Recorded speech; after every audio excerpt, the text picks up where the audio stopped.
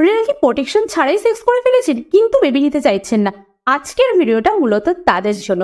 আপনাদের মধ্যে অনেকেই আছেন বিয়ের পর পর একদম সদ্য বেবি প্ল্যান করতে চাইছেন না, বা কারো রিসেন্ট বেবি হয়েছে 6 মান্থ বা 1 ইয়ারের মধ্যে, আপনারা সেকেন্ড বেবিতে এখন প্ল্যানের কথা ভাবতেই পারেন না। তো আজকের ভিডিওটা প্রথম থেকে শেষ পর্যন্ত দেখার অনুরোধ রইল। আশা করি আজকের ভিডিওটা অনেক হেল্পফুল হতে চলেছে। নমস্কার, টক টু হেলথ চ্যানেলের পক্ষ থেকে আপনাদের সকলকে জানাচ্ছি আরো একবার।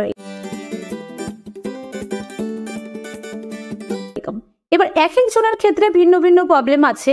কারো ফিনান্সিয়াল প্রবলেম, যেহেতু একটা নতুন বেবি বা একটা নতুন আপনারা প্ল্যান করবেন, তার জন্য ফিনান্সিয়াল দিকটা খুব মজবুত বা স্ট্রং হওয়া দরকার। ফ্যামিলিগত সমস্যা রয়েছে, ফ্যামিলিতে নানান রকম সমস্যা থাকতে পারে। আর যারা প্রথমে একটা বেবি নিয়েছেন তারা এখনো বেবি প্ল্যান করতে চাইছে না, 6 মান্থ বা 1 ইয়ারের মধ্যে নিলে, যেহেতু আপনাদের বাচ্চা ব্রেস্ট ফিডিং করছে, একটা প্রবলেম তো আপনাদের মায়েদের শরীরে হতেই পারে।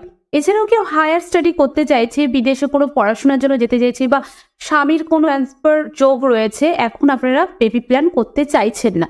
তো আজকের ভিডিওটা ফার্স্ট টু লাস্ট পর্যন্ত দেখুন। অনেকে ভাবছেন যে এরকম একটা যে বড় একটা গ্যাপ তৈরি হবে, এর মধ্যে যদি আমরা বাচ্চা না নিই তাহলে আমরা কি করে সেক্স করবো বা শারীরিক সম্পর্ক তৈরি করব, এই নিয়ে আপনাদের মধ্যে একটা টেনশনের মধ্যে আপনারা ভুগতেই থাকেন।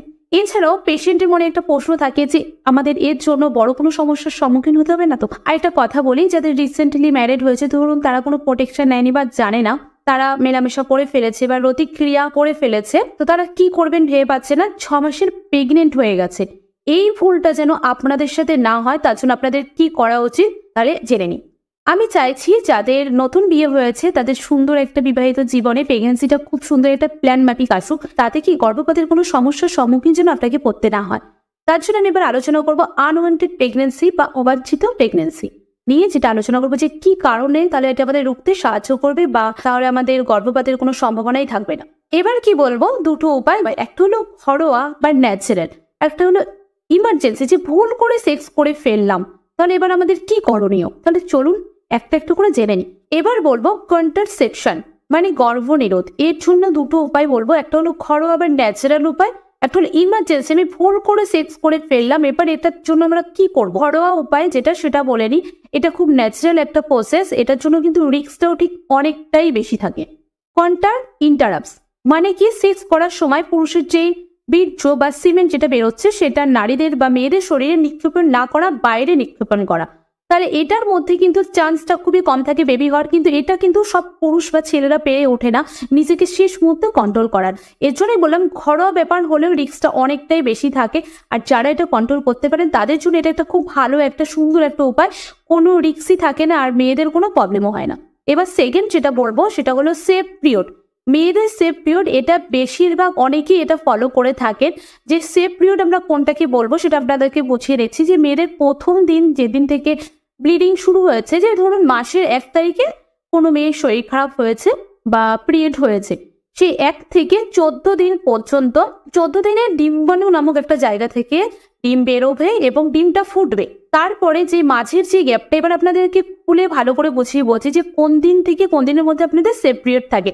যাদের মানে নিয়মিত মাসিক হচ্ছে তাদের ক্ষেত্রেই কিন্তু এটা প্রযোজ্য।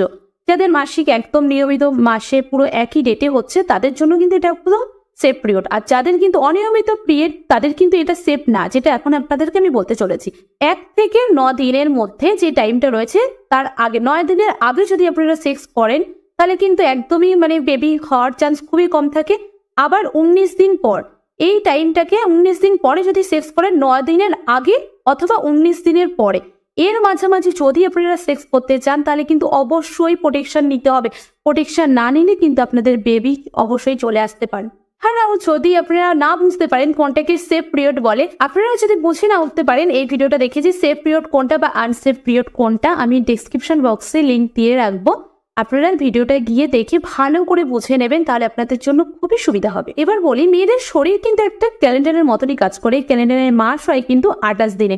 14 দিনের মাথায় ডিম ফুটে কিন্তু অপেক্ষা করে, কারো ক্ষেত্রে 14 দিন বা কারো ক্ষেত্রে তার আগে বা পরে, কারণ এটা পুরোটাই নির্ভর করে তার পিরিয়ডটা কেমন টাইমে কি মেনটেন করে হচ্ছে। হয়তো অপেক্ষা করে যে পুরুষের শুক্রাণু আসবে, তুমি যদি আসো তবেই কিন্তু নতুন ভাবে বাচ্চা তৈরি হওয়ার সম্ভাবনা রয়েছে, না হলে নতুবা কিন্তু এই মাসও বাচ্চা সৃষ্টি হওয়ার কোনো সম্ভাবনা নেই, কারণ পুরো শুক্রাণুর উপরেই সেটা নির্ভর করে। ডিম্বাণু যেহেতু মাত্র 24 ঘন্টাই অপেক্ষা করে, যদি বাচ্চা তৈরির সৃষ্টি করার হয় তাহলে কিন্তু তার আগেই শুক্রাণুকে অপেক্ষা করতে হবে, নতুবা কিন্তু সম্ভব নয়।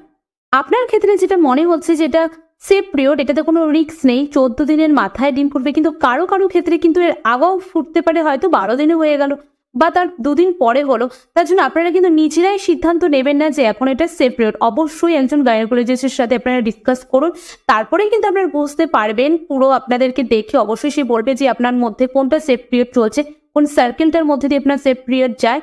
তার জন্যই বলছি ন্যাচারাল ব্যাপারে রিস্ক তো অবশ্যই থাকবে। এবার যাদের প্রেগনেন্সি বা সেকেন্ড টিস্যুর কথা ভাবছেন যে 6 মাসের মধ্যে, আপনারা অবশ্যই বেবি প্ল্যান করার কথা ভাববেন না।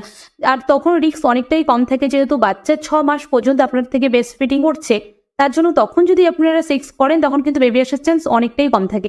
এবার আমি পরে নিয়ে আলোচনা করব কিছু মেডিসিন বা যেই আনওয়ান্টেড যেই ব্যাপারগুলো রয়েছে, যে কোনো পিল সম্পর্কে, সেগুলো নিয়ে এখন আমি আলোচনা করতে চলেছি। এছাড়াও পুরুষদের জন্য রয়েছে কন্ডোমের ব্যবহার ও মহিলাদের জন্য রয়েছে পিল বা ইনজেকশন, নানান রকমের পদ্ধতি। এবার কন্ডোমের ব্যাপারটা আমি আপনাদেরকে বুঝিয়ে বলি যে কন্ডোমে কতগুলো ভালো দিক রয়েছে। কন্ডোম হলো খুবই সহজলভ্য, খুব অল্প দামেই এটা পাওয়া যায়। আর এর মাধ্যমে কিন্তু আপনার হাজবেন্ড বা স্ত্রী, যদি দুজনাই থাকা গেল কাজের ক্ষেত্রে কেউ কারো থেকে অনেকটাই দূরে রয়েছেন, যখন আপনারা সেক্স করবেন তাহলে কিন্তু আপনাদের পিল না খেয়ে তাদের ক্ষেত্রে কিন্তু কন্ডোমটা খুব ভালো একটা দিক। এছাড়াও সেক্স করার মাধ্যমে বিভিন্ন রোগ আপনাদের শরীরে যেমন যেতে পারবে না, যেমন ভাইরাস জাতীয় রোগ, HIV, এইডস, গনোরিয়া, সিফিলিস ও নানান রকমের ইনফেকশন আপনাদের শরীরে বা মহিলাদের শরীরে প্রবেশ করতে পারবে না কন্ডোম দ্বারা সেক্স করলে। এটা হলো অনেকটাই সেফ। এবার আপনাদেরকে বলবো মহিলাদের ক্ষেত্রে যে জন্ম নিয়ন্ত্রণ পদ্ধতিগুলো রয়েছে পিল বা ইনজেকশন সম্পর্কে। অনেকের মধ্যে একটা ভ্রান্ত বা ভুল ধারণা থাকে যে আমরা পিলটা কি সারা মাস ধরে খাবো, বা আমাদের যখন সেক্স করা হচ্ছে আমাদের হাজবেন্ড 6 মাসের জন্য আমাদের কাছে থাকে না, বা 1 সপ্তাহে আসছে বা 1 মাসে আসছে, তো অনেকে বিভিন্ন জনের থেকে অ্যাডভাইস নেয় যে যখন মেলামেশা করবে তখন খেতে। এটা একদমই ভুল একটা তথ্য। কারণ কি, এই পিলটা একটা নির্দিষ্ট সংখ্যা একটা পাতার মধ্যে থাকে। এটা কিন্তু হরমোন মিশ্রণ, এটা আমাদের শরীরের হরমোনের লেভেলটা পুরো ঠিকঠাকভাবে রাখে। যখন আমরা পিলটা খাওয়া বন্ধ করে দিই তারপরেই কিন্তু আমাদের মিন সার্কুলেশনের যে সার্কেলটা থাকে বা পিরিয়ড, সেটা আমাদের শরীরে দেখা যায়। এবার অনেকে বলে যে পিল খেলে নানান রকম সমস্যা হচ্ছে, এই মাথা ঘুরোচ্ছে, বমি বমি পাচ্ছে, এমনকি মুখে র্যাশ পর্যন্ত হতে পারে। তাহলে এগুলো কেন হচ্ছে? এছাড়া অনেকেই আছেন যে মাঝে মাঝে পিল খান, অনেকদিন গ্যাপ রেখে বা একদিন গ্যাপ রেখে খান। এতে কি হয়, হরমোনের লেভেলটা অনেকটাই নিচে নেমে যায়। আপনার কিন্তু ডিম ফুটে যাওয়ার যেই চান্সটা, অবশ্যই ডিম ফুটে যেতে পারে। আর তাও তখন যদি আপনি সেক্স করে থাকেন তাহলে কিন্তু আপনার অবশ্যই কনসিভ হয়ে যেতে পারে।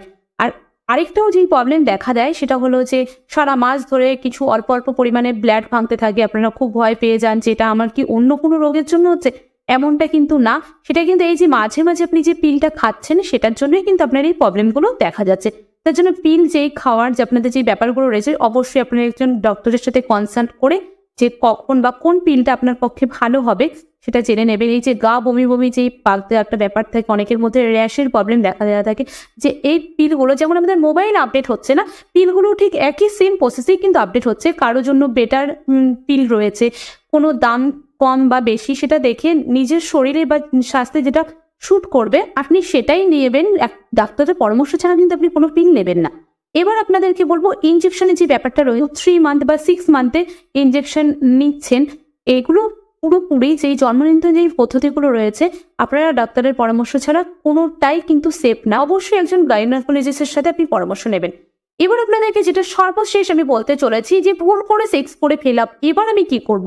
আমি এখন বাচ্চা নিতে চাইছি না, কনসিভ করতে চাইছি না, আমার এখন ফ্যামিলির অনেক প্রবলেম রয়েছে, পড়াশোনার জন্য আমি হায়ার এডুকেশনের জন্য বাইরে যেতে চাইছি, তাদের জন্য কি বলবো, সে আনন্দ 72 এটা কিন্তু অবশ্যই আপনারা খেতে পারেন, সেটাও একটা ডাক্তারের পরামর্শ। কোনো মেডিসিন খাওয়ার আগে কিন্তু ডেট ছাড়া আপনারা খাবেন না, ইউজ করবেন না। এটা কিন্তু আপনাদের শরীরের পক্ষে ভীষণ ভয়ানক একটা ক্ষতি হতে পারে।